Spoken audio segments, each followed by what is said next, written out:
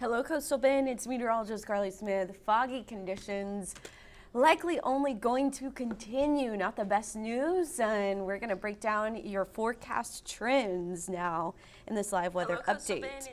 What you need to know is the cold front is staying north. So the trend is that it's less likely to pass south. That's a little confusing now that I'm reading it out loud.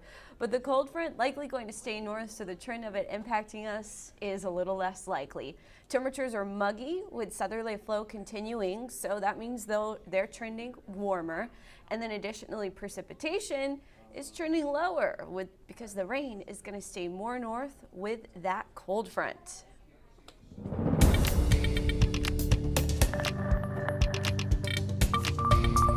Hello everyone, meteorologist Carly Smith here. It is 9:23 a.m. on this Thursday morning. It was another foggy start to the day, of course, and we're going to keep that in our forecast. Now, what you see is kind of that haziness. The stratus layer has lifted through much of the coastal bend. We've got breaking conditions off to the west, but we're still very cloudy through much of Corpus Christi. And once again, we do expect the sunshine to come out, mostly blue skies this afternoon by 3 p.m., and that'll have temperatures back up in the mid-80s. Temperatures are going to stay on the warmer side, so the trend is less likely that the front is passing through the coastal bend. And so if we do get a cold front, it is trending even later than the middle of next week. Low temperatures trending mild and muggy, high temperatures trending warm and humid. This pattern is only looking to continue. Well, why is that? At the surface level, the high pressure was a little further south, increasing that northerly flow and giving us some cooler temperatures. As of today, the high pressure at the surface is trending a little farther north, and that is not going to have as big as an impact on pushing that front a little bit further to the south. So it's a little slower trend, a little less likely that it moves this far south, and that means all of the model data this morning had our winds out of the southeast all week long and into next week through Wednesday. Not a great sign. Now there is still some hope that we get a cold front to pass through the second half of next week, but models are not agreeing on that either. One of the things I also look at is the upper level wind pattern. So I keep meaning to take out that little jump, but it's this disturbance. So you see the vorticity. So the blue is kind of the jet stream. It's indicating where the colder, lower pressure is. And that blue is kind of where it's separating the super cold air from the more warm air and the upper levels of the atmosphere. What I want to point out is we get a dip in the jet stream. We get a disturbance, which is essentially a mid-level to upper level low. And you see energy there in the northern coastal bend. But that energy does not get any further south than Live Oak County. And a lot of that also has to do with high pressure building over Florida that's going to deepen the jet stream, but this is really going to create two different weather patterns across the country where it's high pressure, which is where we're under the influence with southerly winds.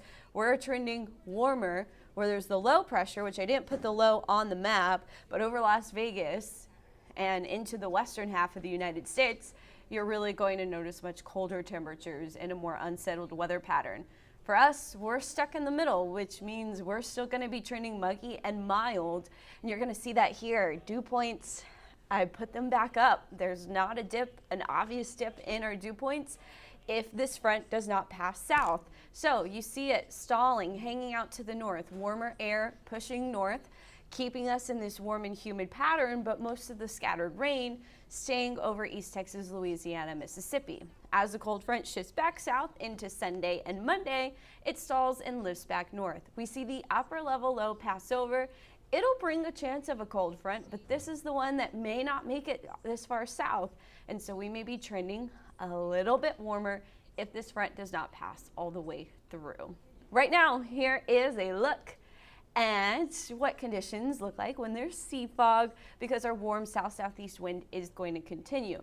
Now, sea fog does remain fairly thick, mostly right near the water, because the water is still chilly, but it's not as cold as it once was. So we're not getting quite as much fog for as long through the night. Our dew points aren't matching. Anyway, regardless, what I'm trying to say is as our sea surface temperatures warm up, we'll eventually see less and less sea fog, but we're not there yet. So we're still getting sea fog. We still have very low visibility across Ingleside, Port Aransas, and Flower Bluff, as well as Kingsville, downwind of even Baffin Bay. So drive slow if you're headed in that direction.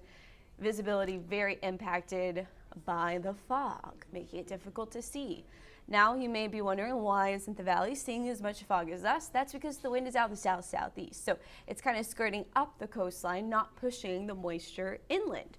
That's why we kind of see that thickest batch of fog closer to Port Aransas in Aransas County, Ingleside, more so than further south into Kennedy County or Baffin Bay. You also will notice that in Galveston and Port Arthur, and then dense fog across the Louisiana coast as well because of the wind direction. In your 7-day forecast, we took the cold front off. There's still a chance, we're still several days out. We'll fine tune the details over the weekend. We'll know if we're getting a front early in the week. If we're getting a front later in the week, that could still fluctuate as well. We're still fine tuning the details, but everything is trending likely in the direction you don't want it to go without that front passing through. We're trending more humid, we're trending less rainy, and we're trending warmer into next week. That's going to do it for this live update. Thank you so much for watching. I'm meteorologist Carly Smith, signing off.